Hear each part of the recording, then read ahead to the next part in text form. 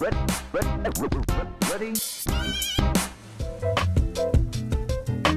salut, c'est Manon Bridge, je suis au Havre en Normandie. Et l'an dernier, la ville a fêté ses 500 ans car elle a été fondée par François Ier en 1517. Du coup, c'est l'occasion de revenir un peu sur son histoire.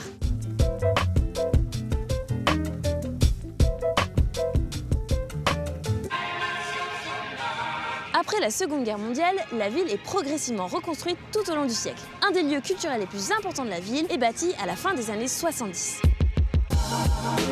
Nous sommes ici à l'espace Oscar Niemeyer devant le volcan. Avec 2 salles de spectacle, c'est un important lieu de production artistique où on peut écouter de la musique, voir du théâtre, de la danse, du cirque et tout type de production plasticienne.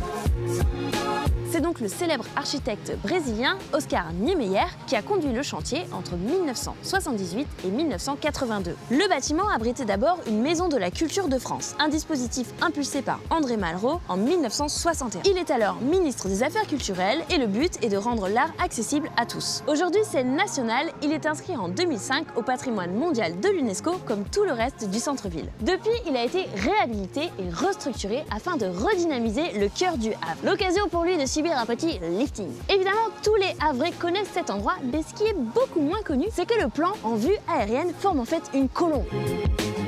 Vole, petite colombe!